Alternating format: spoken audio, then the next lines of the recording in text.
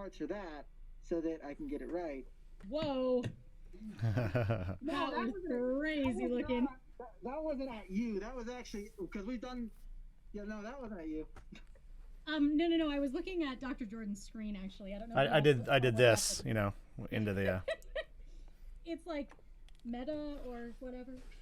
So meta, man. Do you think that some of your students are going to join? You want me to just go? Oh, wait. One of your students. Oh yeah, Ashley's on here. Cool. So. Sweet. So you want to give it a minute, or should I just start up? It looks like we have another one. So Chris Collins just jumped on as well. So, we can wait a minute if you want, but the introductory stuff will probably be more about me that they already know. So, totally fine. So. Sweet. Yeah. So I'll give it like a minute. We'll be fashionably late, like 2:01 or so. We'll start the intro. Sure. We'll just sit here awkwardly in silence for about a minute. Okay. Well, I'll go ahead. So just a few little logistical things about the clinic, because I actually do everything through my camera feed and not through screen sharing. So I'd recommend once I kind of start getting into it, actually switch from the top from view to like speaker view or like, pin whatever, just so you kind of seeing my stuff as full screen as you can within that. Will do.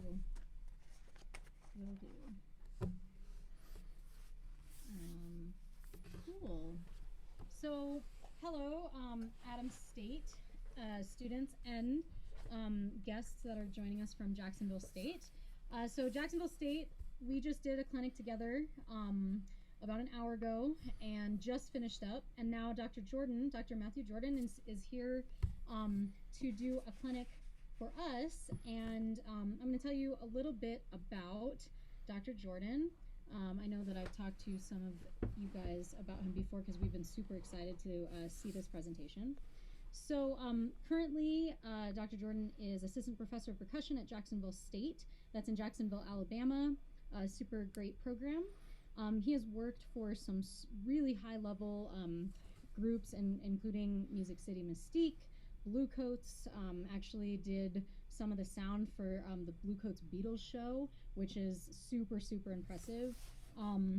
And went to Middle Tennessee State University for undergrad, and then went to Florida State, and that's actually where we met. Or sorry, University of North Texas for master's, and then Florida State for doctorate, and that's where we met when I was doing my master's there. And then, yeah, he's done some super cool stuff, including teaching at MTSU, as well as working for the Pearl Adams Corporation. So he's pretty much a guru with all of this Pearl stuff. And I believe, correct me if I'm wrong, Matt, but you had a little bit of a say in sort of designing the mallet station. Is that accurate? Yeah, absolutely. So it was me and a gentleman at Pearl named Sean LaFrenz, kind of in collaboration with Keith McMillan Instruments, who does more kind of synthesizer-based MIDI controllers. So it was the two of us working in collaboration with them to help kind of design mallet station. So yeah, everything on here is something I had a say in 100%. So awesome. So yeah, I'm gonna let Dr. Jordan get started. And I'm just really excited to have you here. I know we have some students that are super interested in pit orchestra stuff. We have a mallet station here. We can play around with this stuff. Awesome. And hopefully get it, programmed and use it maybe for some future pieces. But I'm going to hand it over to Dr. Jordan. Sounds good.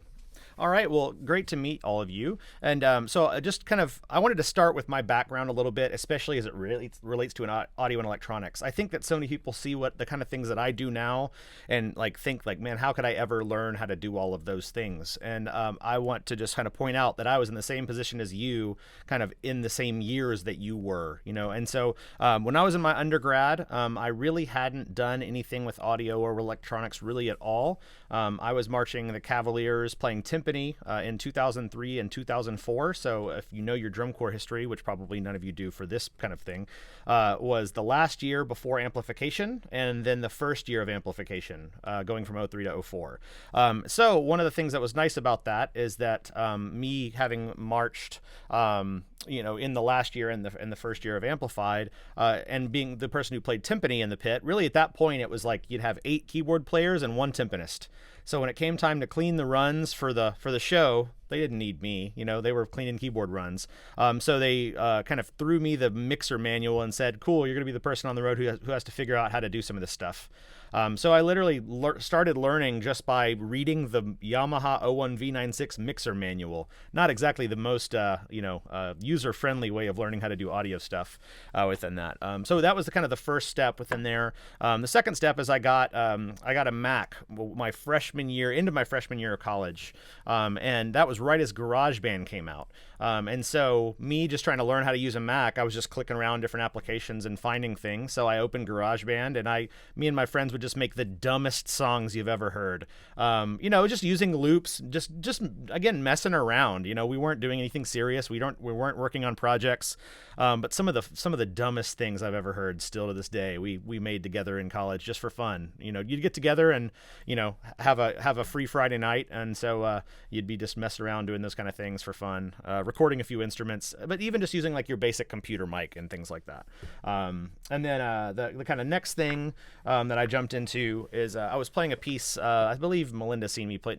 You might not have actually, the Oliverio timpani concerto. So it's a timpani concerto for 8 drums, which I was a timpani nerd at the time, having been a drum corps timpanist and everything. But that didn't have like a piano accompaniment to it. It had electronic accompaniment. And so I didn't know what I was doing, and I ended up buying Logic just to try to figure it out, because to me, playing the piece was more important than the fact that I didn't know how to do it. And so I kind of just figured out the skills I needed to do that one particular thing, which was like have audio playing for the audience and then a click track in my ears to kind of help with, syncing things up within that. So a lot of my start was just like, cool, I want to do this thing. So how do I do that thing? And I just kind of just found out the information I needed to kind of get started within that. And then as it kind of relates to MIDI, I actually jumped in right on the early stages of the virtual drumline bandwagon. Jim Casella came out with virtual drumline, I think, in like 04, 05 within that range, because it was recorded with the 04 Vanguard drumline. So I think it came out about a year later. And so right as that came out, I had been starting to do some very basic arranging. Again, same deal. I didn't have any more skills or chops than you all do right now. But I just kind of got started, and Jim Casella had been invited to come to a clinic at MTSU, funny enough, while he was recording the keyboard parts in Nashville for Virtual Drumline 2. And so he did a clinic on virtual drumline at MTSU, and so I went ahead and bought Sibelius and virtual drumline and all these things, and just learned the basics of how to get going with it. Well, once I knew how to do that stuff, then people started calling me because I knew what I was doing with it. And then that's how I got to know some of the people like Brett Kuhn and Shane Gwaltney and Eric Johnson that I still work with to these days within that. Was just through some of my background with virtual drumline, just as a student having time to mess around with it within there.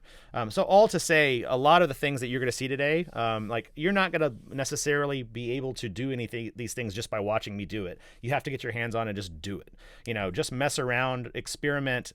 Don't be afraid to screw something up, because you won't. Most of these things are really made in a way that you can't really screw anything up irreparably within that. So just jump in and just go for it within there. So first things first, I just want to talk a little bit about kind of what this gear is in the first place. So there's two kind of primary forms for, and I'm going to switch to kind of just talking about kind of MIDI and audio as it relates to maybe playing in a pit orchestra or something like that. But there's really two main forms of synthesized instruments. Okay. So we have kind of our hardware synthesizers, and that's going to be something like you've seen people with like a Yamaha motif or like some sort of big digital piano where all the sounds are built in. You just turn it on, you play, it makes noise. So that's going to be a kind of a hardware synthesizer, we call that. Well, what we do more now is using something called a software synthesizer. And so that's going to be using where on a computer, you're going to be running a piece of software, and then you're going to use what's called a MIDI controller to trigger that software sampler within there. Actually, let me pull up. I hadn't planned on doing this, but I'm gonna do this. Give me 1 second to pull up. I'm going to do a little bit of early introduction stuff before I jump into specifically this. Not there. I hope I still have it somewhere. This is like a clinic I did years and years and years ago, but if I can't find it, it's not a big deal.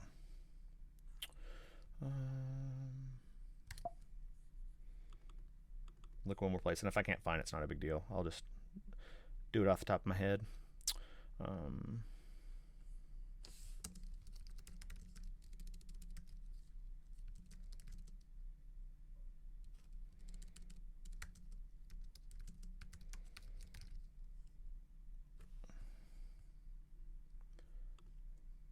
Here it is. Found it. All right. So let me switch now to my kind of screen here. Hopefully you all can see that. Okay. Within this. So these are kind of be the kind of three primary methods of, and again, you can see I presented this a long time ago, but I hadn't thought about pulling it up until kind of right now. So the important thing is MIDI instruments are going to be what we're going to be working with primarily. So what MIDI means is it's musical instrument digital interface. And so the interesting thing is, and you'll notice on some keyboards that you have around there, not on a malletSTATION specifically, but on just a regular MIDI keyboard, you'll see that little 5-pin connector right here. So that's what a MIDI connector looks like, which the cool thing is that protocol was designed and invented in the 1970s to allow synthesizers to connect to one another and also to connect sequencers into MIDI devices as well. And so it's just a way for these devices to talk to one another. It's probably the only protocol we have left in all of technology that's still working exactly as it was intended in the 1970s. We still use the same protocol and the same technology and the same connectors now. For all of that. So all it really is a protocol that allows you to transmit these messages about different information about what the note's supposed to be. So you can see here it transmits event messages such as the pitch, the intensity, control signals for parameters such as volume, sustain, panning, and modulation. So what it might say is, on MIDI channel 1, I want you to play note 60 at a velocity of 100. And that's going to give it enough information to trigger that sound. But the important thing is it's not actually transmitting sound, it's actually just transmitting data.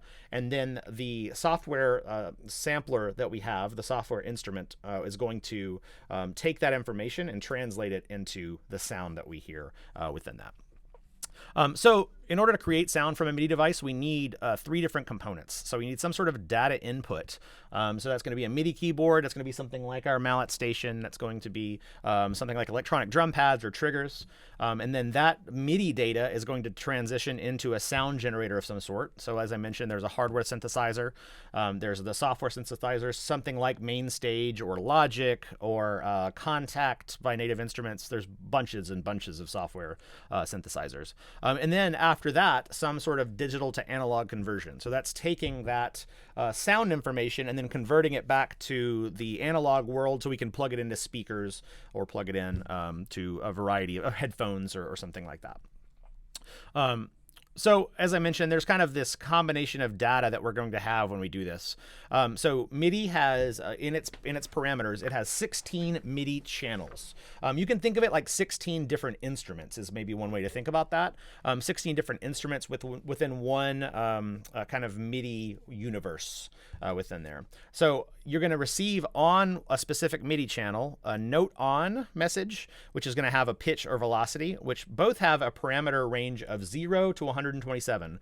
So you'll notice that if any of you have done any work with any computers or anything, you know that everything's in multiples of 2. And so like when you go, you've heard, actually even video games, any video gamers, I'm going to go back to my Zoom because I need to know this answer. Any video gamers here? Because I definitely am within that. So one of the things you always heard is like 8-bit video games and 16-bit and 32 and 64. Well, they always double. You know what I mean? They're always doubling in terms of their processor speed. So it's the same thing here with MIDI. So we have 16 MIDI channels, and then we have 128 possible values within there. Okay, so all the things you're going to hear about with MIDI have generally 128 values that are going to be possible. And you'll see, and the reason I'm explaining this is once you get in MainStage, you're going to start to see 0 to 127 a lot.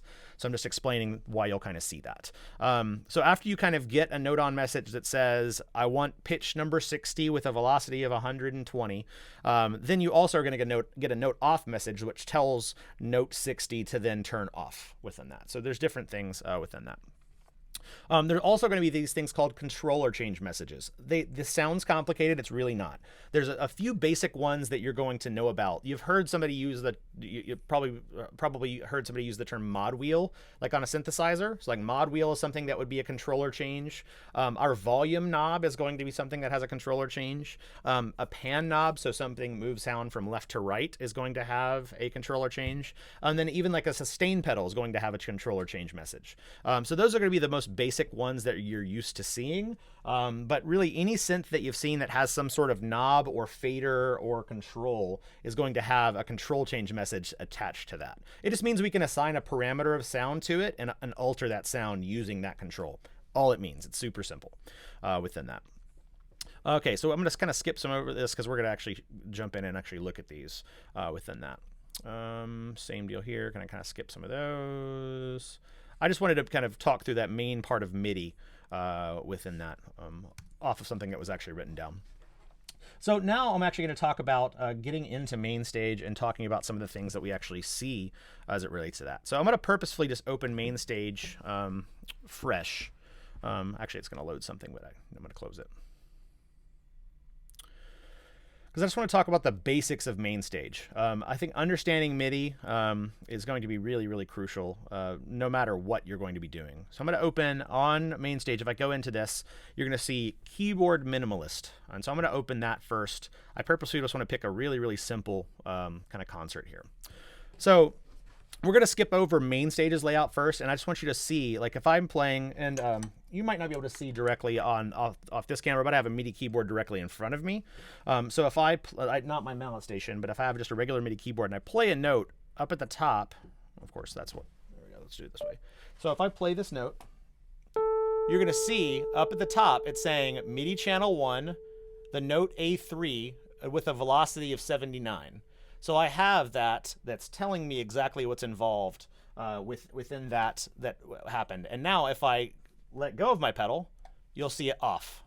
So those messages that I talked about, MIDI channel, what note it is, what velocity that note should be, and then a note off message all get sent just by simply hitting a note. So that one's MIDI channel 1, F3 as the note with the velocity of 110. And then if I let the pedal off, you'll see off. Okay? So that's the most basic part of MIDI that we need to know, is that those messages happen within there. So now getting into main stage, how many of you have you used a program like GarageBand or Logic or anything like that? Okay, so you understand digital audio workstations-ish, you know, or at least kind of the basics within that. Really all main stage is Logic, but it's designed instead of recording focused, it's designed as performance focused. So it's designed to be used for things like Broadway musicals. It's designed to be used for things like marching band front ensembles, church worship services, you know, big Billy Joel concert tours. It's used to be performed live rather than something that you're sequencing for later recording use within that. Okay, so that's the big difference. Everything else is generally the same. So if you're used to seeing channel strips in Logic or in GarageBand, that's the same thing over here. We have channel strips just the same as we do within that. So first things first, I actually want to create my physical layout. That's how kind of this works in main stage. I have 3 little tabs up here. The first one is going to be layout. Second one is edit. And then we have our perform window, which kind of just takes it where we're just focused on exactly what's on screen. And so first I'm going to start with layout. And this is where I'm getting my physical environment set up. So for my malletSTATION, I'm going to go ahead and try to set this up. So I'm going to switch over here, and I just want you to physically kind of see what I have with my malletSTATION. So right here, I have kind of 3-octave keyboard, which goes from F to F. I have some faders here. So I have kind of a horizontal fader right there. I have 2 vertical faders here, and you'll notice that this right one is actually set up as like a pitch wheel on a synth. So if I drag that down and I let go, you'll see that light kind of go back to the middle. I know it's hard to see just because it's a bright room within that, but that is acting like a pitch wheel, just a virtual kind of pitch wheel. This one's acting like our mod wheel on a synth as well. Same deal. If I kind of raise that up, it'll stay there. If I lower it down, it'll stay there. Okay. And then this one's just another kind of accessory. Then we also have a few buttons within here. And all of these are sending MIDI messages. So actually, let me switch back now to my computer. And so as I press these buttons, you'll see up at the top where it says MIDI in, that all of those are sending some sort of message. So that was me pressing the 4 buttons on the top here. If I move this fader, you'll see it kind of goes from 0, or pretty close, all the way up to 127, or pretty close. You know, that's just my controller not going all the way up, but it has from 0 to 127. Same deal with the pitch wheel. I can go up and I can go down within that. Okay, so it's all kind of set up kind of just like a regular MIDI keyboard would be within that. But now we're going to actually try to alter it and make everything that's on malletSTATION show up on this page. So first things first, I'm going to click on my keyboard. I'm going to click Assign right here. And if I click Assign, then I'm just going to press any pad on my malletSTATION. So now you'll notice that it shows that it's coming from malletSTATION channel 1. Okay, I'm going to leave that there. Totally good. Now I'm going to go and look at the number of keys. So if I look at my number of keys again, I have 3 octaves. So that's going to be from F to F. I can choose which range I want to put this in, but we can have a way to do it automatically within here. But I'm going to go F to F within this range here. So I'm going to go ahead and pick. So a 3-octave keyboard would be 12 by 3 plus 1 for the repeated note on the top would be 37 keys within that. And then I'm going to hit Learn for lowest key and then just literally press the lowest key within that. Okay. Actually, you couldn't actually see. Hold on, let me kind of do that again. So if I hit Assign right here on this, I click this pad, it's going to assign it. Same deal, I'm going to change the number of keys to 37 right there, and then click lowest key, Learn, and click the low note. Okay, so now that's going to get me my actual keyboard. Now I'm going to create some buttons and things that relate to the faders. So if you'll notice, if I move this fader right here, I don't know if you can actually tell that. You can't kind of see both at once, unfortunately. But if I move this fader here, if I go back to the computer, you're going to see that that fader is actually moving on screen. That control's moving on screen. So that's already assigned. We're already good there. And same deal if I move my pitch wheel, that's also already assigned on the screen. So I don't need to do anything for those. So what I need to create now is 4 extra buttons on there for the kind of little selector buttons on the malletSTATION and 1 little kind of horizontal fader. So look down here on the screen controls palette and you'll see this little button right here. Okay, so I'm going to take this button and I'm going to drag that up. And I can kind of adjust how I want, like that. And this is a helpful command to know in a lot of different software. This is in Microsoft Word, it's in Sibelius, it's in MainStage, it's in a lot of things. If I hold down Option while I click on that parameter or that button, and then I click again, I can actually copy and paste a new one. So that's a computer-wide parameter for at least most Macs, I think on most PC devices as well. So I'm holding down Option and just clicking and dragging to create more of them within there. Okay, so there are my 4 buttons. I can move them around if I want to make it all nice and pretty. And kind of put those over there where they are more on screen. And then same deal, I'll put these where they actually are. So to the right of the malletSTATION. And then we'll also create a horizontal fader as well. So if I go down here, you'll see somewhere there's this horizontal fader. I'm going to move that kind of down into here. And there we go. So we have just kind of an approximation. It's not in the exact order like the template is that I'll show you later, but it kind of gets us close. So now to assign these, I'm going to click on screen on this parameter, this horizontal fader, click Assign over here, and now I'm just going to move this. And you'll notice it now is connected to that. I'm going to click on this first button and then physically press my button on malletSTATION. It'll be assigned. Physically press the second one. After I click on the second one, click on the third, press the third, click on the fourth, press the fourth. So now, if I unclick Assign, you'll notice that anything I play, if I look at the keys on the keyboard, if I play malletSTATION, those keys will move. If I move this fader, that'll move. If I move this, this moves. If I press my 4 buttons, they all show up. And then if I move my horizontal fader, that works. So I've assigned my physical surfaces that I have on malletSTATION to the software, and the software is seeing what I'm doing. I'll have one more down here that that you might be able to see. So I have a expression pedal down here as well. So it's just kind of like a timpani pedal almost. Let me see if I can make it show up. There we go. It's almost like a timpani pedal type of thing. But you'll notice that's actually already showing up. If I look in the software, which again you can't see. If I go into the software, if I move that pedal, I can see that moving already. So luckily it's already assigned for me. Don't have to mess with it at all. So that's really all I need to do in layout, is kind of get those type of things up and running in terms of my physical device within there. Now if I go back into edit mode, you'll see that all of these things have gotten a lot cleaner and show up again. So now at this point it actually is going to work fine. It actually is ready to go. So if I play and I hold a sustain pedal down, I'm getting all those notes, I'm getting all those things. So that's the most basic way of just getting a sound within that, is just kind of assigning. And that's even if you just want to assign all the notes or assign all the controls. If you don't want to assign the controls, if you literally open MainStage fresh with that template like we did, it will automatically work right out of the box. We just did a few more assignments to kind of get us some flexibility as we do more things within there. All right, so let's kind of dive in now to getting a new instrument going. So there's a really important kind of hierarchy that we have up here in this patch list. So you'll see Untitled Concert, so that's because I haven't saved. I'm going to go ahead and save just to kind of show you how that works. Okay. So this is going to be my concert level here. That orange folder means that anything I adjust at that folder level is going to affect the entire file within that. I'm going to create a new thing here called a set. So a set you can think of, if I take this into being like a musical or a marching band show, this would be like what I would have as like a, movement 1 type of thing. I would have a folder that has movement 1, and then everything underneath that would be like maybe, top to B, and then I could create a new patch that would be like, B to E within that. So let's say at the top to B, I want to have electric piano. We'll just leave it at that for now.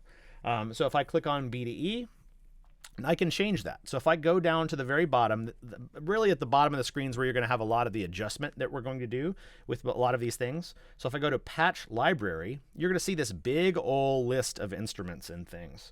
So if I click on Instrument, I can go to Mallet, and maybe I can click on Marimba. And so now at this point, I should be hearing, there we go, I'm hearing a marimba sound within there. So that's a kind of an easy way to kind of get started with that. And so now if I go to patch 1, where it's top to B, I'm hearing my electric piano. And if I go to marimba, I'm hearing within that. So it would be very helpful if I have the ability to, rather than have to click on this screen, to be able to get to that next patch. Okay, so this is going to be the first thing we're going to actually assign to one of the controls on malletSTATION. So I'm going to click up at the concert level, and you'll notice that the instrument goes away because the instrument is actually contained at the patch level, not at the concert or set level. Okay, so you don't see an instrument there, and that's totally okay. We're affecting everything within there. So what we want to do is do a concert level assignment for these 2 buttons. This one's going to be for under Actions, Previous Patch, and then we're going to click on this button and have Actions and Next Patch. So what that means now is if I click on these 2 buttons here, it's going to get me to those next patches. Okay, so I've assigned a physical control that now moves me through between those 2 patches within there. Okay. So any questions so far? I know I'm kind of moving quickly. I'm trying to get us to some more, musical specific situations within that. Any questions so far about what I've done? Are there any plugins that you would recommend for marimba sounds? Yes. Well, actually, overall, if you have MainStage, the built-in sounds are really quite good within that. I'll show you some specific ones. And once we get into the malletSTATION template that I created for Perl, you'll see that really, for most situations, you won't need any. But Virtual Drumline is excellent, and it serves dual purposes. If you want to write some music, all the instruments you can use in Virtual Drumline for Sibelius and things like that, you can also use with malletSTATION. They are just a regular VST audio unit instrument within there, and so you can use them for both purposes. There's some excellent ones from a company called Sonic Couture that are a little bit more pricey per individual instrument, but are really phenomenal for marimba samples and things like that as well. So, any other questions before I move on? All right, cool. Oh, and just so you know, I can't have the chat pulled up while I'm talking at all, just because of how it works. So if you have a question, don't be afraid to just yell out and interrupt me. Totally fine. I won't be. And actually, Matt, there was a question in the chat, but you've already answered it. So okay. Yeah, and I'll try and if anybody wants to throw a question in the chat, I'll get it to. Sounds good. Sounds good. And so actually, I'm going to answer that a little bit more specifically, that question. So is MainStage a DAW or just a bank of sounds? It's a little bit of both. So it's not a DAW in the traditional sense in that a DAW usually has recording capabilities and the ability to sequence over time. And MainStage really is not designed for those type of things at all. It's really designed for somebody physically playing that instrument live the entire time. So that's going to be the big difference. It's like a live program. That's what I was really Yeah. trying to So it's really so it is a bank of sounds, but it also has some basic DAW features as well.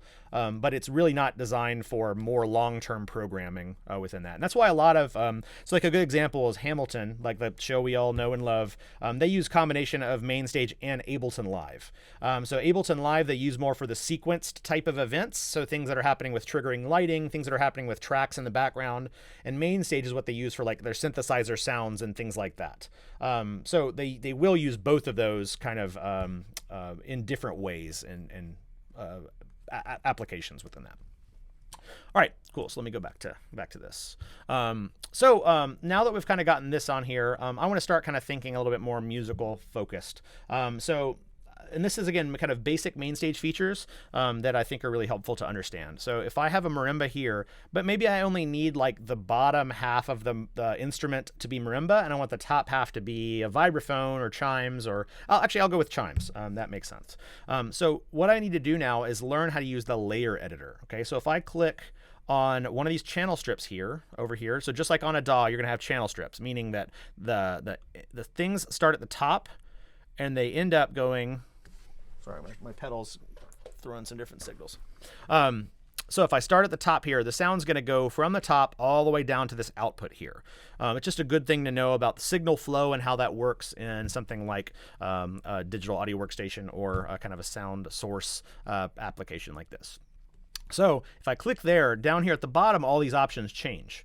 And so you'll notice MIDI input, layer editor, notes, all these different type of things.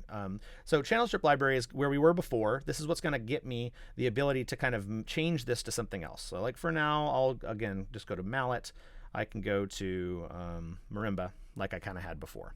And so that's going to change all these different settings here in the channel strip to kind of fit into that instrument. But what I want to go to actually is layer editor. And layer editor is going to be a way for us to split the keyboard kind of in half. So if I just take this and drag this, you'll notice when I get to a certain point, it's going to only occupy half the instrument. So in this case, we'll just go maybe F to F on the bottom, or actually let's go F to B within that. So now you'll notice this is blank. So I need to create a new channel strip. So if I go up to the top right of my screen and hit plus, I can create a few different things. I can create software instrument. So that's going to be any MIDI source. So if I'm playing with a MIDI keyboard, it's always going to be a software instrument. Audio is going to be if I want to create a microphone or some sort of input from maybe guitar or something like that. Auxiliary, for our purposes, we're not going to talk about, and same with external MIDI. External MIDI would be if I'm sending to another external sound source, like a hardware synthesizer like I had talked about earlier in the kind of presentation within that. So we're going to do software instrument. We're going to have it be input by malletSTATIon, which we've already kind of talked about, and go to output 1 and 2, which makes sense. So now you'll see that kind of lays now underneath the marimba voice within there. So if I click same deal and go to this layer editor, I can now drag the bottom of that one up where it's going to be occupying the other half of the keyboard. So now if you watch me play this keyboard, you'll notice I have marimba up to there, and then nothing here because I haven't assigned anything yet. It's all blank. But if I go down low enough, I'll have my marimba sound. Okay, so let me now kind of assign this. So I'm going to show you a different way. We've already talked about using the channel strip library. So if I kind of click on this blank channel strip and click channel strip library, I could easily just go down to like orchestral, percussion, and like tubular bells, so for chimes. So that's definitely one way, and probably the way I'd recommend most often you do it if you're still new to MainStage. This is the simplest version within there. So I'll go ahead and click that, and you'll notice now I have chimes on the top octave now as well. So marimba on the bottom, and then chimes there. Okay, so really simple. I mean, overall, like this is all pretty straightforward stuff. You know, in terms of just being able to figure out, okay, there's a little menu that has a bunch of instruments. I just need to find my instrument, move the layers to be in the right place, and go from there. I can also use this as an opportunity to balance volume. So I can kind of move volume on marimba lower or higher comparatively to the chimes within there, and make that work. I can even layer something kind of in the middle. So let me go to layer editor, and I'm going to purposefully kind of create a little gap where chimes are only from maybe F to the highest F. And maybe now I will add some percussion sounds. So I'm going to do software instrument, create another channel strip here. But this time I'm actually going to do the learn mode on this. So if I go to layer editor, I'm going to click on this kind of instrument 4, and then I'm going to do low key learn, and then click my C here, and then high key learn, and click my E here. And so I can kind of find where that gap is between them. Within that same deal, be really good about renaming your channel strips. So on this one, I'm just going to name it percussion. And now I'm going to show you kind of one of the dorkier ways, but the way that I almost exclusively choose instruments. Because what it is meant to create a channel strip library or channel strip complete setting is that somebody at Apple has had to go through and say, okay, so if we have a marimba sound, that means that we should have a EQ, we should have a chorus, we should have a delay, we should have a small reverb on it. But somebody's had to go through and map that out, meaning that there's only a limited number of instruments that that's actually happened for. Way less have happened for that than are actually contained within Logic. So the real way to kind of get to the real settings is by going down to where it says input and instrument. And now we're going to go and look at the actual sound sources that we have. So all of these are different sound sources that are contained within Logic. There's tons of them. So just as an example, if I go to Alchemy, so this is just the first one. I'm purposely just picking the first one on the list. If I click stereo, now we're going to have this big user interface pop up of all these instruments. So if I scroll through this instrument preset or alone, this instrument plugin alone has 3,500 different presets in it. And so if I just kind of randomly pick one, I'll pick Galactic Layers. So I'll just on screen click it. So a little bit more synthesized kind of sounds. Most of the things on Alchemy are very synthesized, but you can see it's just literally thousands of sounds within just that one plugin within there. So generally most of the sounds that we need for things like Broadway musicals, and honestly a lot of marching percussion applications for synthesizers as well, we're going to be doing more sampled instruments. So there's a difference between a synthesized instrument and a sampled instrument. A synthesized instrument is pretty much a modeled recreation of an instrument. So every instrument, as we know, is made up of combinations of harmonics and fundamental frequencies. And so every instrument has a different combination of those. And so what a synthesizer does is it emulates like what a marimba would sound like based on the combination of overtones, the combination of the way the attack works, but it's not actually a recording of a marimba. A sampled instrument is an actual recording of that instrument that's being played back when you press a key. So all the ones you've heard so far with marimba and chimes, somebody's personal marimba is on that recording. Somebody's personal set of chimes was used for that recording within that. Or if you have like a violin or a string part, that's going to be actually somebody physically playing that instrument that was recorded and then put on that key for you to play back within that. So that's the big difference. And so the reason I mention that is that most everything we do for musicals is going to be a sampled instrument because we're generally trying to emulate xylophone, Glock, crotales, bells, chimes, timpani, those type of things within that. So I'm going to make sure now that I go to the only one instrument on here that's actually samples within there. So actually I'm going to replace this. And you'll see I have Alchemy, Drum Kit Designer, Drum Synth, blah, blah, blah, blah, blah, blah. But right down here I see Sampler. This is what I want. So Sampler is going to be the one that has all of our sampled sounds. So I'm going to go down to stereo. So just to explain the difference, mono is going to be a single channel, so we don't have any panning information left to right. Generally, we do want stereo that's going to have all of our information left to right to make it sound more authentic. So this looks really complicated. I want you to ignore all of it. None of it matters. For our purposes right now, the only thing you need to know is how to get to this little window up at the top, this default setting window.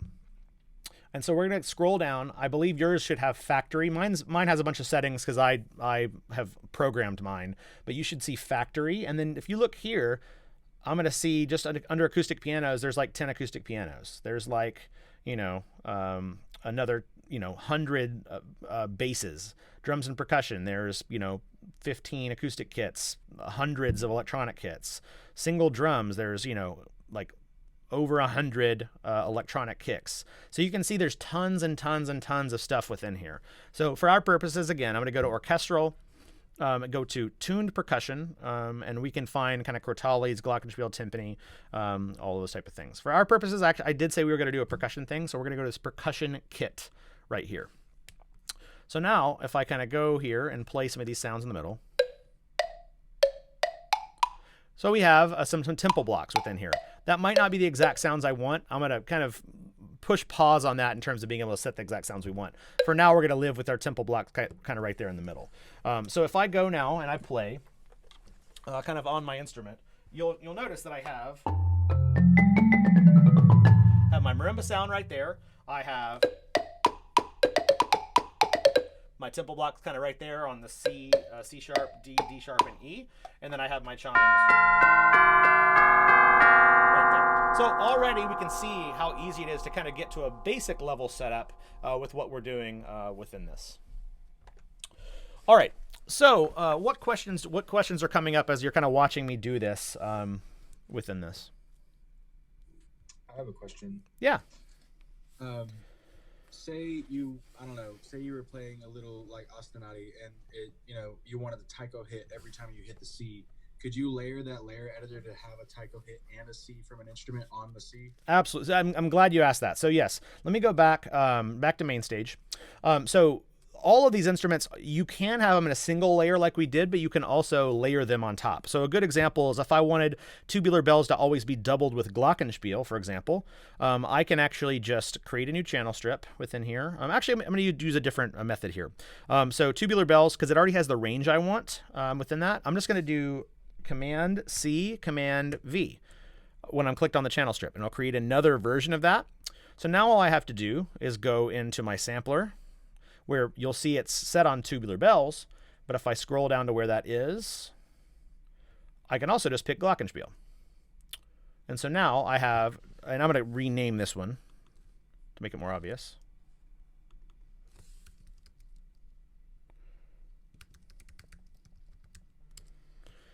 And I'm also going to get into attributes and change the color just to not confuse myself within there. So now if I play this, I can kind of have those two different sounds within that. But you'll also notice that if I solo this glockenspiel, it's really kind of low in the range. It's maybe an octave below where I'd want to have a glockenspiel. So this is where we get into MIDI input. Okay, so I'm going to go make sure I'm clicked on the glockenspiel channel, click on MIDI input. Now I can actually do transpositions in octaves or even in non-octaves if I wanted to. So I'm going to go up an octave just on the glockenspiel part. So now if I play in that same range, that sounds more appropriate for a glockenspiel part. So now if I unsolo the glockenspiel, I should be able to hear chimes and glock. I can get that nice sound kind of together within that. That answer your question, Chris?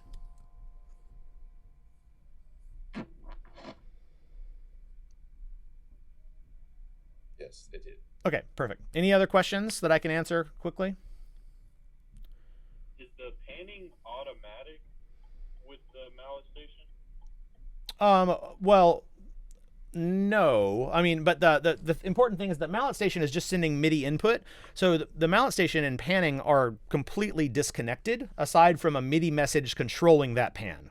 That makes sense? So it's whatever main stage, whatever has been recorded. So again, if I'm creating a sample of my marimba over here, I'm going to choose how far my microphones are apart and then how far that's panned. So when I create a software instrument, that's going to affect how wide that instrument sounds within there. So that's all happening at the sample instrument library level and not even really specifically from main stage, although you can use main stage to adjust that. That makes sense? Yeah. Okay, cool. Any other questions? Because what I want to do now is jump into the malletSTATIon specific template that comes with it. That I think is going to show you the really advanced possibilities of what you can do with pretty much what I've been talking about within there. Any other questions? I have one last, and I think somebody else just Yeah. had a question too. But how is your computer communicating with the malletSTATION? Do you just have the USB plugged in, and that's all you do? Yep, that's just plugged in over USB right now. And actually, I'm going to get real dorky for a second. I'm going to give you a quick little tour of my setup over here. Yeah, let me get this connected on here.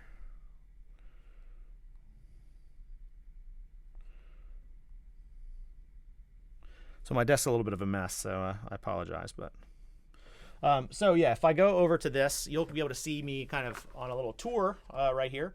So y'all right there. So I have my kind of regular MIDI keyboard here, but in terms of this malletSTATION that's set up right next to me, it's literally just plugged in through USB like that. And so that USB cord kind of follows and just goes back behind my computer within there. So yeah, that's all it's connected with. And then I have on the back 2 more pedals plugged up.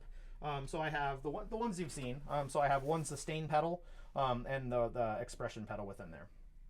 So, and if you're wondering how I'm doing all these crazy things, so I have a GoPro up here. I have a microphone, so when I'm talking close to malletSTATION, you can hear me there. And then when I'm talking close to my computer, you can hear me here as well within that. Okay. So yeah, there's my keyboard. And then if you're wondering what my office looks like, so I rode my bike to work today, so my office is a little messy. You got kind of all the mics and everything set up, kind of connected to the same setup within here as well. So yeah, so that's the setup. Again, I figured it would help in terms of understanding kind of where that is in relation to and plugged in. Like, so this could do the exact same thing I'm doing with malletSTATION. I just use this primarily while I'm sitting down at the computer. So I have a question. Sure. That I have been trying to figure out on my malletSTATION because I've seen other people do it. Using the keycaps as loop, or like using individual keycaps for loops. How would I do that? Okay, so let me get real dorky for a second, because it actually does relate to the malletSTATION template I'm about to show you anyway, so it's perfect kind of segue.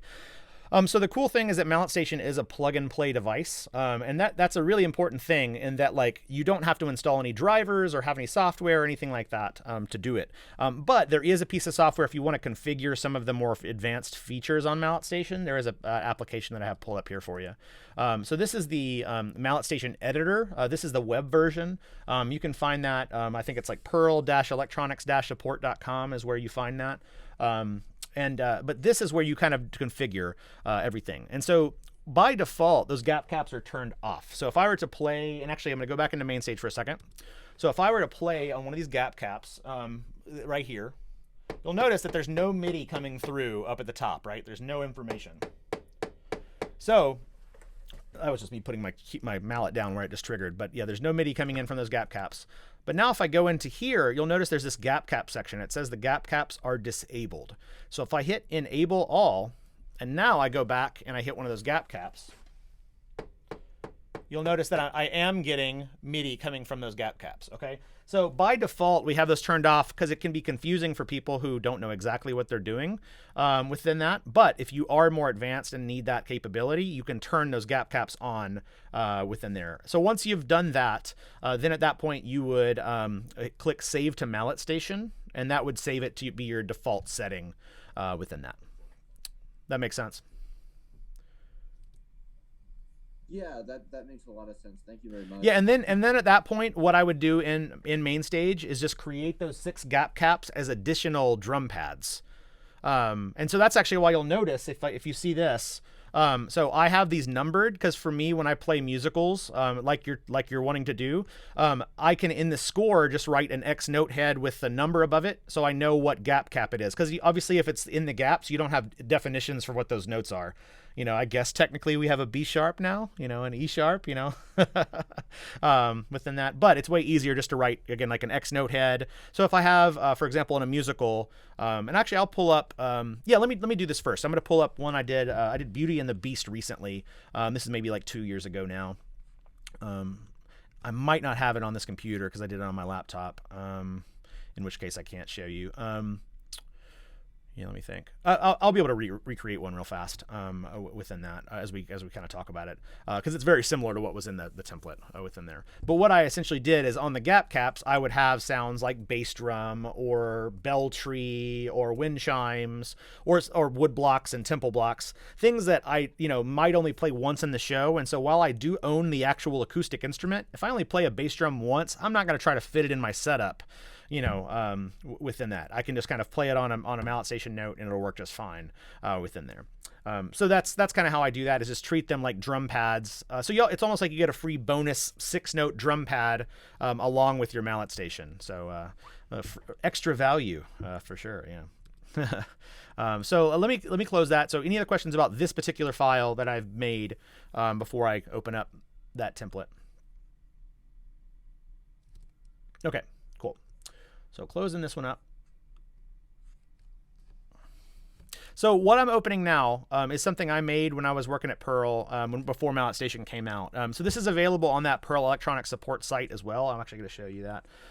So if you go to pearl-electronicsupport.com and you go under malletSTATION, you'll notice down here under downloads that there are lots of different things. So templates for audio software, here you go. So the Pearl malletSTATION template 1.0, you can just click on that and it'll download, and you can open it, it'll work automatically. And this is where that link is, so you can download the actual OS 10 version of the editor, or you can download kind of the Windows version if you're a Windows person, or this is the web version. So if I click on that, it won't work because you have to use this in Chrome. Google Chrome actually has web MIDI support where Apple Safari does not. So that's why it'll say that it's unsupported, and why I had Chrome open for that earlier within there. But then, yeah, you'll see the malletSTATION's connected. I can change all the different things that the buttons do. I can change all the different things that the faders do. I can change all that. Switch us to your computer screen? Oh, sorry. Yep. There we go. Sorry. Thank you. Okay, let me go back to Pearl Electronic Support just to show you that then within there. Kind of, yeah. Okay, did I just close it? Okay. Yeah, so this is Pearl Electronic Support right here. So if I go to malletSTATION and then downloads, that's where I'll find things like the editor for Mac OS 10, or I'll find it for Windows, or the web-based version for Google Chrome. And then down here at the bottom is the main stage template, which contains all the sounds laid out that I did for Pearl within that. So yeah, let me now pull up that template. And so really, while this is a much more advanced kind of setup than what I showed you, the concepts are all still exactly the same. So like this is just simply laid out the exact same way I showed you, but this has the gap cap assignments there ready to go within that. But really everything here is the same. And so if I go into marimba sounds, I even have little notes here for what all the different faders do. So if you watch me kind of as I play, it's pretty good sound in marimba. But you'll notice up this fader on the top here, I can use to change the reverb level. So I can have it be really dry or really wet within that. So that's what these kind of faders are assigned to do by default. If I want to, I could turn on a delay, which is kind of fun. Expression pedal, I believe, controls that. Yeah, there we go.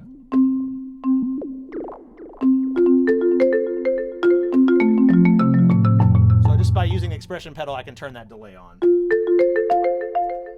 within there. So fun types of things within that. I think the one that's most applicable to the musicals is going to be this orchestral timpani and chimes. And so this actually works really well because it has, this is actually set up, you'll notice that the malletSTATION or the keyboard right here is 4 octaves. The reason for that is, and I actually haven't talked about this yet specifically to malletSTATION, is that this is a 3-octave instrument, but it is a adjustable 3 octaves. So I'm sure you all have seen it. I mean, if you're talking about gap caps, you know this. But these little things here are actually removable and movable. So right now I have it set up as F, and there's a little kind of control over here that has it set on F. But I can lower that to C, and then just move these gap caps appropriately to kind of represent that. The gap caps don't actually do anything. They are just simply a physical representation of where your gap would be on a regular acoustic keyboard, because it's really confusing if you don't have those. While you can still play it like that, it is confusing. So now at this point, we have our low C there within that. Okay. Let me go back to F.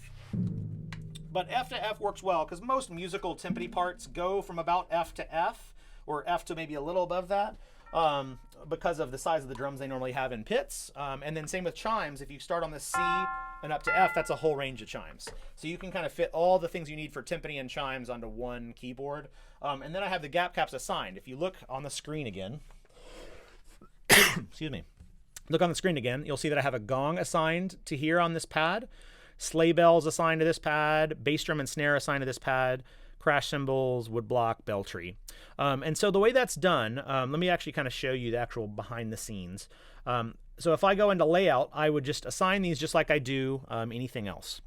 So if I click on that, I click assign, then I can click this third gap cap, and it'll remember that within there. Okay, so now it knows that that's the third gap cap, that's the fourth gap cap within there. Now when I go into edit, now I can actually create an instrument. This is the weird thing. This is the non-intuitive thing within this. Let me actually sit down.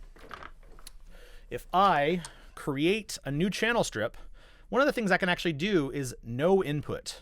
So it seems weird, but really what MainStage is wanting to know is what keyboard are you using? If you're not using a keyboard, which in our purpose, weirdly enough, we're not. We're wanting to use these as drum pads. We're going to click none. Okay, so now we're going to create a software instrument within here. And there's actually a bug in MainStage right now, of course, and has been for about 6 months, where that none doesn't actually do the right thing. So now I have to go back to MIDI input and actually change it to none again. So now you'll notice that instrument 26, we're going to just call it percussion, doesn't actually show up on here. And that's correct. That's what we want. So now I'm going to go in here and assign under sampler, stereo, and then I'm going to go back to that percussion instrument I had before, factory, orchestral, percussion, and percussion orchestral kit. So now what I get to do, which is kind of cool, is now I'm going to click on one of these instruments. I'm going to replace our bell tree, and I'm going to change, if I go to, I'm going to ignore those for a second. I'll come back to them. If I go to note B4, usually by default it'll be set to same as input if you were to create this on your own. So what I can do now is go to these different channel strips that I can see here. So this is all related to what I see here. If you look at timpani, chimes, bass drum, snare, cymbal, preset 2, and percussion, that's all the same thing here. So I'm going to click on percussion and then MIDI notes. And so now I can actually change what that is what is triggering. So I'm just going to arbitrarily choose C4. And so we'll see. It's like a suspended cymbal. I'll click to, that's fine. So we'll have a clave. So D#4 is clave. So now at this point, I'm just going to click on attributes, and that's where I've just added this text. So I'm going to just put claves within there. And now, if I play on my malletSTATION, I can have those claves there. Okay, is that making sense to everyone so far? Okay, good. So we only have a handful of minutes left, so I figure opening it up for more questions. But this, I'd highly recommend jumping into this template and try to reverse engineer it a little bit, because you can kind of go in here and start to see, like if I click on orchestral, timpani, and chimes, and then click on bass drum and snare, you can see that, ooh, there's actually 2 assignments. There's one for bass drum on B0 and one for snare drum on C#1. So when I hit that one pad, it's actually hitting 2 notes within there. So if I open the sampler up, and actually I think I can show a keyboard in here, maybe not. There we go. So you'll notice it's hitting B and C# within there. And that's just because I've assigned it twice by adding that little plus and assigning it again within there. Crash cymbal, same deal. If I click on that, it's going under the cymbal channel strip over here. It's on MIDI note. Where was that? Oh, I just clicked off of it. So I screwed it up within there. But if I can kind of move it around and find it. There's tam-tam. A louder tam-tam. A gong scrape. So there's my tempo blocks again. There's my wind chimes. There's my wind chimes again. So I can move around. I won't waste time by kind of clicking through everything. There we go. We'll leave it as ratchet for now. So I can have it as ratchet. But you can kind of move things all around. The one thing to be wary of is that I'm going to go back to my malletSTATION settings on Google Chrome here. malletSTATION editor. So there's actually 4 presets built in. So the way that they're set up on the device originally is that there's dampening F to F as the first one, dampening F to F with the gap caps enabled as the second one, something that uses aftertouch, which I'll explain here in a second, on the third one, and then external to sustain F to F with gap caps. That one's not particularly important for your information right now. But the important thing is that there's actually a way to recall these presets using MIDI information as well. So I got really dorky with this preset. So I can actually use, when I change patches, there's actually this cool little external instrument preset right here that when I switch to that preset, it will actually send MIDI information to change it. So I'm actually using different presets. And so one of the things that you'll notice is on, like, if you tried to assign a gap cap on the marimba and vibe settings, it wouldn't actually work because it's using preset 1. So what you would have to do is go into here, into MIDI output, and you can change that program change to be output 2, which would enable the gap caps within that. Or you could do it the easier way, which is permanently just go ahead into your malletSTATION and change the first destination to have the gap caps enabled, and then just save it, which is what I normally have mine as. We just have it like that because if you are using a non-main stage application, that's sending MIDI notes as well. And so you're going to start to have weird chromatic notes showing up on the gap caps if that's enabled within that. Which for most people, we didn't want them to have to worry about that. And so, but for more advanced users, you can just turn them on and leave them like that. Okay. All right. So does that answer a good number of questions? What do we have? Kind of, again, I think the big thing is you have to just experiment and try to find things that work for you within that. But these like moving the buttons and kind of having that all assigned, and just being smart per musical. You know, when I had Beauty and the Beast going, I actually moved the range of my instrument from E to E because there were some low E timpani notes in the score. So rather than having to waste a whole octave of the keyboard, I just moved my range from E, to E to E to have that within there. So yeah, what other questions we have? So, could you map a keyboard differently? Say if you were trying to play like microtonal music and you took the gap caps completely off and you just want every key to go up 25 cents. Yes. So I don't think I have the video on this computer, but there's actually an experiment that a few people have been doing, creating trichromatic vibraphones. I don't know if you've seen that, Professor Leosi. Okay. But actually, there's a way, I mean, it's really dorky, and I can send you the video later, and it's not worth talking about right now. But there's a really helpful plugin in MainStage called Chord Trigger. And so what you can do is use Chord Trigger to remap the entire keyboard to be different notes.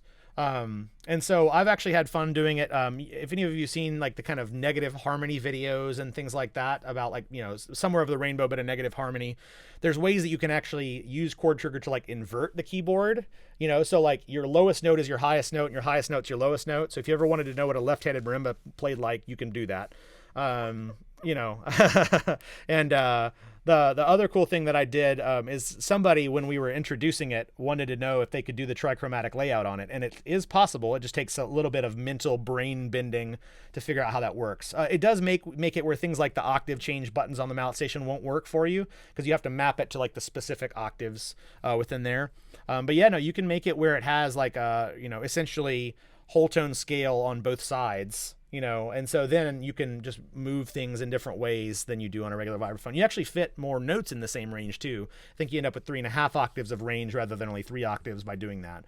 But you really have to know, I didn't even try to play it because it's wacky, but it does allow for some really cool chord planing type of things where you can just move up and always be playing a major scale if you have the same shape, and always be playing a minor scale if you play another shape. Like there's some really cool things where you have to, once you get used to it, and I think that Pearl actually is about to start selling multiple colored gap caps as well. So you can replace it with like a multicolored pack. So you could have like all of your notes that you need. I think the trichromatic keyboard has like red, black, and silver notes.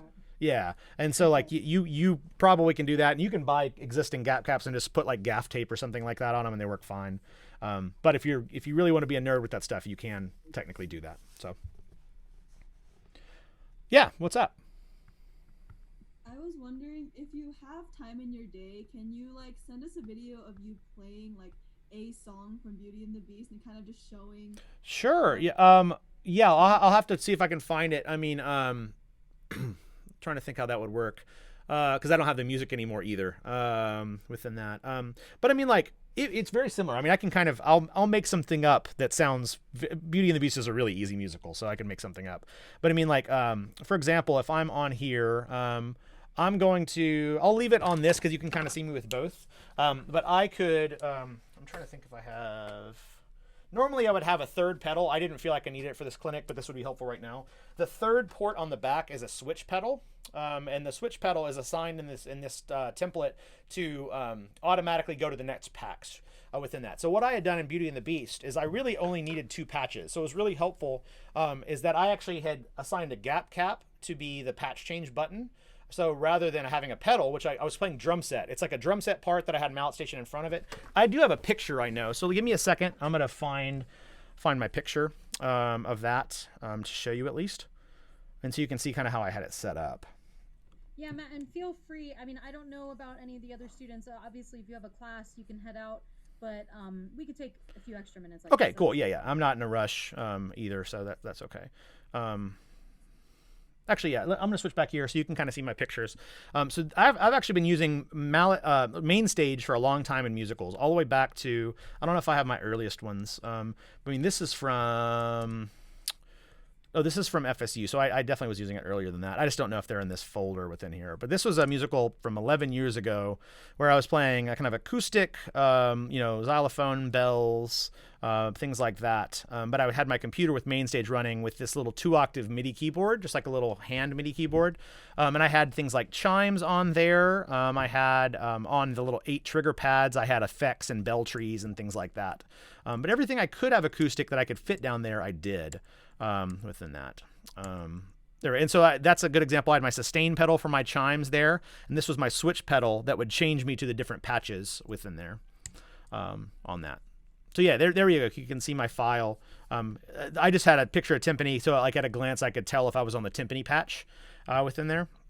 So yeah, I had bass drum, bell tree, thunder sheet, and then previous patch and next patch on the pads.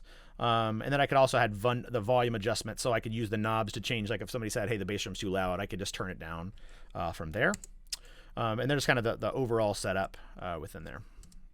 So let me go back. I have a few more setups from these type of things.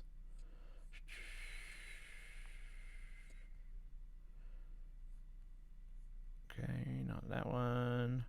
Yeah. So no, that's the same one. That's from FSU still.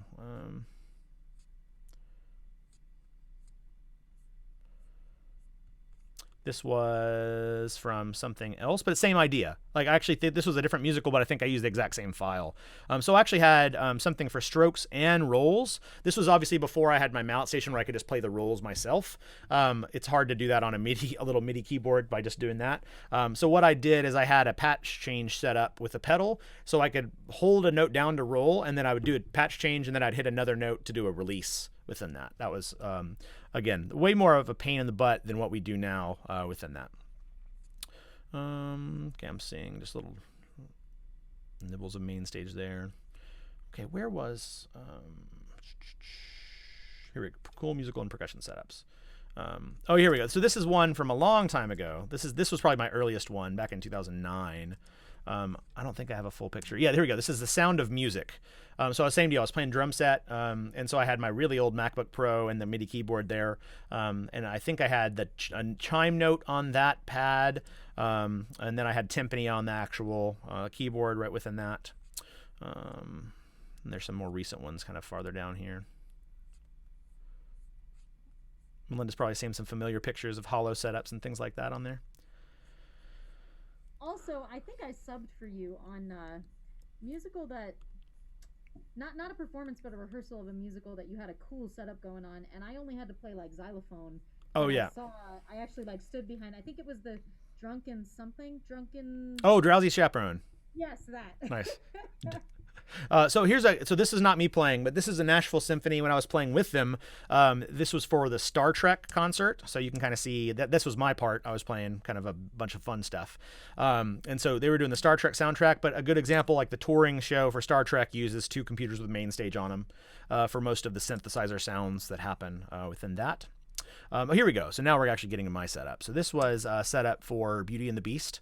So I had a drum set, kick drum, and I was using the Pearl stands that allow me to fit a bass drum underneath it. So I kind of had, since I didn't play a lot of tom fills, I had my kind of tom above it up there, and then the computer off to the side with the speaker for me, and then I was sending all that sound to the front of house audio person within that. So let me see if I have more pictures from that. There we go. So I'm left-handed, so don't make fun of me. So you know, I was sitting on my throne with my weird left-handed hi-hat within that, and the malletSTATION right there. So you'll notice I did have the lowest note set to E. So I had timpani generally set up from like E, I think, to G, and then like chimes above that, and then I had a whole nother patch for glockenspiel. I think that was all that was in the show, was like chimes, timpani, and glock. So I really didn't need that complicated of a setup. But you'll notice that on the pads, again, you can't see it on the file or anything. That was from the other show. Let's see if I can zoom in enough. So I was using the malletSTATION template like that I've been showing you. I just customized it for this. And I think I had like, you know, maybe a bass drum and some bell tree type of things on there, but everything else was acoustic within there. Yeah, audio interface down there, so I could get audio cleanly out of the computer within that as well. So yeah, again, that's the type of thing I was doing within that. So I think I had the 6th pad set up as the patch change. So I kind of just had it written in. Let's see if I have any notes in here. Unfortunately, that one I didn't play malletSTATION at all. And looks like I didn't on that either. By the way, if you've never played Beauty and the Beast, it is a suspended cymbal concerto. Practically every note you play. Actually, let's see how many suspended cymbals are on this page alone. Suspended cymbal, suspended cymbal, cymbal, cymbal, cymbal. There's some wood blocks that I think I had acoustically. There's more suspended cymbal. Seriously, it's like pages after pages of suspended cymbal within there. So yeah, any questions specifically about that? Like as you kind of see this setup, like how did I do blank or how did I do whatever?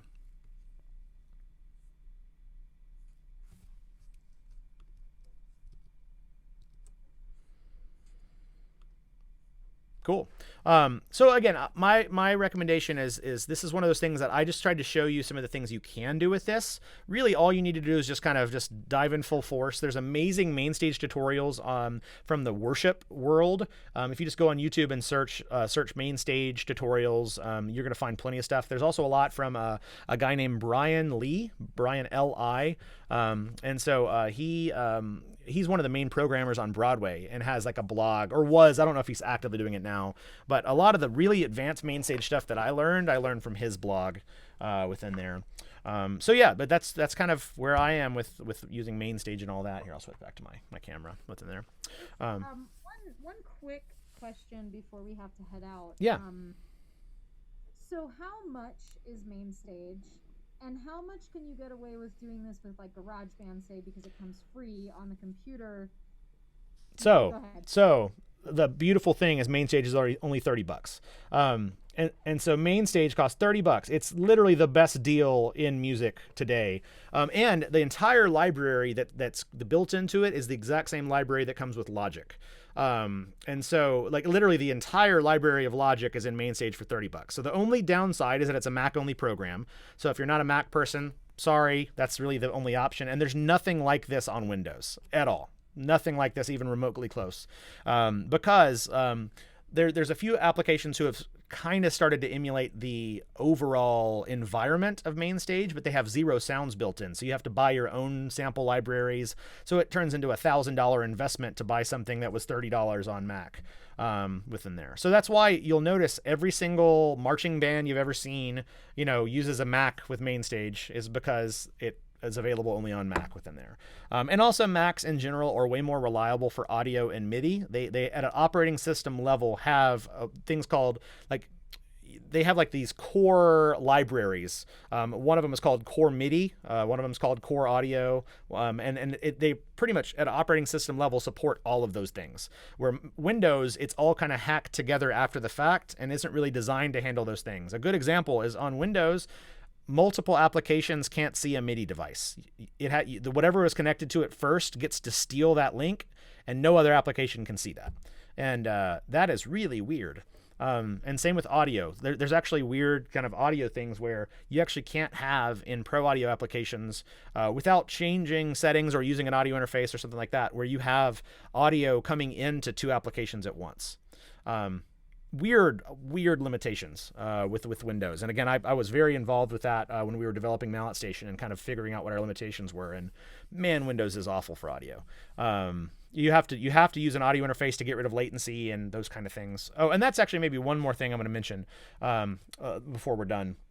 If I go into kind of main stage, one of the things that we have to deal with is latency. And so latency means from the time I hit malletSTATIon until the time the sound comes out, that is an adjustable setting. And the main reason it's adjustable and not just like you would think like we just want it as low as possible. It's like the answer is kind of not always. And the reason for that is the lower the latency, the higher processor power is required.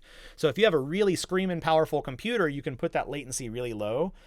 If your computer is not as powerful, you're going to have to find a compromise between performance and latency latency that. So by default, MainStage is going to have it set, I think, almost at like 128, because this was designed for people who play with like piano style keyboards. And there's a lot more forgiving nature to piano style keyboards because if you have a key travel, like as I press down on that, you're not going to really notice when that sound is triggered. So a lot of MIDI keyboards actually cheat, and they actually trigger the sound a little above the top. Within that, so as you're kind of coming down, it gets a little bit of an advanced notice that you're about to hit the key.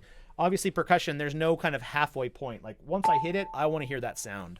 And so a good example, I don't know if you're gonna actually be able to tell, but if I put this way too high, so this is going to be like a 70 millisecond round trip latency within here. So if I hit OK and I hit this, you're probably going to hear in my mic the sound of this impact on here. I'm actually purposely switch to xylophone. You hear it pating, pating, and that's because that latency is so high. So if I set my latency back down to what I use, which is around 32, I'm getting around 3 milliseconds of latency. That's really low because I have a very fast audio interface. For you all, if you're getting anywhere under 10, it's very usable within that. So now if I take it down to mine, you shouldn't notice any latency difference between the sound of me hitting the pad and the actual xylophone sound within there. That might not translate through Zoom. I don't know because of how I'm doing all of this, if that translates as well, but it is pretty noticeable here in person. So yeah, latency is an important thing as it relates to computers and all that. But yeah, MainStage is $30. I know that all started with that answer. So cool. Any other last minute kind of questions? Sweet. Well, I recorded this, so I'm glad that we have this recorded. Yeah, that was just like a world of information. This was awesome.